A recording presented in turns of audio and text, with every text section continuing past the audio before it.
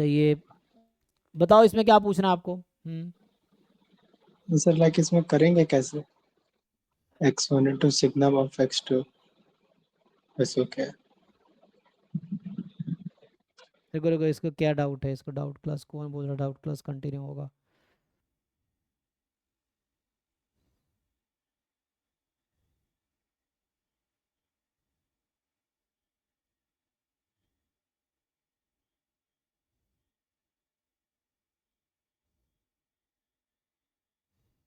क्या पूछना है इसमें। चला कि ये होगा कैसे? हाँ 70 नंबर ना। हाँ सर। हाँ ये सिग्नम फंक्शन पता है क्या होता है। हाँ मतलब मॉड एक्स बाय एक्स जो बनाता है। तो इसमें कहाँ दिक्कत है, ये प्रूव करो, इसमें मैं हिंट दे देता हूँ, तुम दिखाओ। y1 का डिस्ट्रीब्यूशन नॉर्मल 0 1 आएगा, ट्रांसफॉर्मेशन लगाओ। y2 का डिस्ट्रीब्यूशन भी नॉर्मल 0 1 आएगा, लेकिन x1 x2 तो इंडिपेंडेंट है, y1 y2 इंडिपेंडेंट नहीं होगा। अब पूछा है को रिलेशन कोएफिशिएंट, तो कोवेरिएंस निकाल लो, आ जाएगा। सर ये कैसे होगा? क्या नॉर्मल 0 1। प्रूव करो ना, सीडीएफ निकालना आता है हाँ ये। सी डी एफ से हो जाएगा। हाँ निकालो सीडीएफ ऑफ वाई, निकालो क्या होगा, y1 क्या है यहाँ पे, व्हाट इज y1। ये मैंने करा रखा है, पिछले साल एक्स के वन रिकॉर्डेड लेक्चर देखो ना, पिछले साल वाले लेक्चर पीवाईक्यू में भी करा रखा है ये। पिछले साल के अगर रिकॉर्डेड लेक्चर देखोगे लास्ट ईयर के, तो वहाँ भी करा रखा है। x1 ये होगा जब x2 मोर देन 0 है, यहाँ जब x2 लेस देन 0 है, यही ना। जीरो वाला इग्नोर करो, जीरो में तो है ना 0 ही है, तो उसको लिखने की जरूरत नहीं है। अब यहाँ पे लगाओ, सीडीएफ निकालना आता है, वाई का सीडीएफ निकालो। मान लो यहाँ टी ले लो, तो ये कहीं ना कहीं फाइव टी के इक्वल आ जाए, करके देखो। अब ये तुम्हें कोशिश करना होगा, खुद से ट्राई करके देखो। यहाँ तुम इसके वाला केस को इग्नोर करो, तो ये यहाँ टोटल प्रोबेबिलिटी लगानी पड़ेगी, तुम अप्लाई करो total probability, theorem of total probability.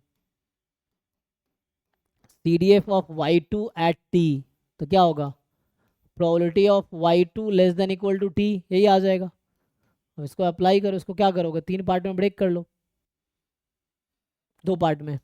एक E1, ये E2 और ये E1, करो इसको, टोटल प्रोबेबिलिटी लगाओ। या ए इंटरसेक्शन, मान लो ये ए है, सपोज दिस इज जी सर प्रोबेबिलिटी। दोनों हाफ ऑफ हो जाएगा।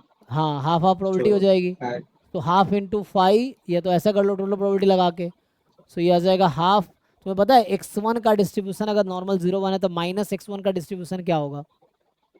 हाँ नॉर्मल 0 1 होगा। हाँ तो x1 का CDF अगर 5 है, तो -x1 का CDF भी 5 ही है। सो यहाँ क्या आएगा, हाँ half into 5t plus half into 5t। सो मिलके फाइनली कितना आ जाएगा, 5t आ जाएगा ये। मतलब दो केस कर दिया। हाँ दो जब केस x2 कर दिए। ग्रेटर देन 0 तब 5t हाँ और जब और x less to than less 0 than के लिए जीरो तब भी 5t। 5t। क्योंकि -x1 और x1 दोनों स्टैंडर्ड नॉर्मल ही है, तो -x1 का CDF भी 5 होगा, x1 का CDF भी 5 होगा। तो ये हो गया, तो 5t आ गया। और दो रैंडम वेरिएबल का CDF इक्वल है, मतलब वो आइडेंटिकली डिस्ट्रीब्यूटेड है। और आइडेंटिकली डिस्ट्रीब्यूटेड है, इसका मतलब y2 भी नॉर्मल 0 1 हो गया, वैसे ही y1 निकाल लो सेम तरीके से। तो जो भी y1 था, तो y1 के लिए मतलब y1 जैसे लिख रहा हूँ, y1 का लिख लो। सिमिलरली y2 का हो जाएगा सेम तरीके से, y2 आ जाएगा नॉर्मल 0 1। अब नॉर्मल 0 1 आ गया आगे, अब सर देखो। और अभी हिंट के लिए मैं बता दूं, जैसे ये सिग्नम फंक्शन जो है ना, तो इसको तुम लिखना x अपॉन मॉड एक्स, या मॉड एक्स अपॉन एक्स लिख सकते हो तुम। ठीक है ना, ये मॉड एक्स अपॉन एक्स लिख सकते हैं, 0 when x is 0 and mod x upon x when is not 0। तो ये इतना इंपॉर्टेंट नहीं है केस, क्योंकि x कॉन्टिन्यूस रैंडम वेरिएबल है, तो पॉइंट पे प्रोबेबिलिटी 0 होती है, तो उसको इग्नोर कर सकते हो। तो अभी के लिए तुम सिग्नम फंक्शन जो है s g n of x ये लिखो। तो डाउट कहाँ है, अभी ट्राई करके आओ, पहले तो ये अभी प्रूफ का हिंट दिया, इसको प्रूफ करो। आगे नहीं कोरिलेशन सर वही वो नहीं हो रहा था कि y1 नॉर्मल 0 1 होगा। और signum function mod x upon x है, तो ये जो मॉड एक्स अपॉन एक्स है आपका, इसको पुट कर लो, हो जाएगा आगे। सर इसके आगे मैं करता हूँ। हाँ आगे करके देखो, यही यूज करना जहाँ पे है ना। जैसे तुम जब एक्सपेक्टेशन ऑफ x1 x2 निकाल रहे होगे, मतलब एक्सपेक्टेशन ऑफ y1 y2 निकाल रहे होगे, तो ये मैं वैसे ही बता देता हूँ, देखो y1 क्या है, x1 इंटू सिग्नम x2। तो x1 इंटू सिग्नम x2 का मतलब है mod x2 upon x2।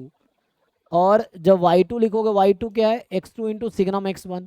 Signum x1 को लिखो मॉड x1 अपॉन x1, ये लिखो। अब इसके बाद क्या हो जाएगा, इसके बाद ये और ये कैंसिल, सॉरी, तो ये और ये कैंसिल और ये और ये कैंसिल, तो बचा क्या expectation of mod x2 into mod x1, और ये तो इंडिपेंडेंट क्वेश्चन में ही दे रखा है, तो अलग अलग कर दो और फॉर्मूला है इसका √2y पाई। ठीक है, नॉर्मल का फॉर्मूला होता है मॉड एक्स का एक्सपेक्टेशन। हाँ जी भाई, नॉर्मल का ये नॉर्मल मान लो 0 1 अभी के लिए, तो नॉर्मल 0 1 में एक्सपेक्टेशन ऑफ मॉड एक्स तुम निकाल लोगे, नहीं पता है तो उसमें क्या कोई मुश्किल तो है नहीं, बट ये हाँ फॉर्मूला है नहीं, √2y pi. Mean deviation about mean, in fact इसमें भी होता है, एक्स अगर नॉर्मल म्यू सिग्मा स्क्वायर है तब भी आता है expectation of x minus mu जो होगा √2/पाई इंटू सिग्मा, ये आ जाएगा। Okay sir. सॉल्व करके देखो, नहीं तो फिर पूछो, ठीक है।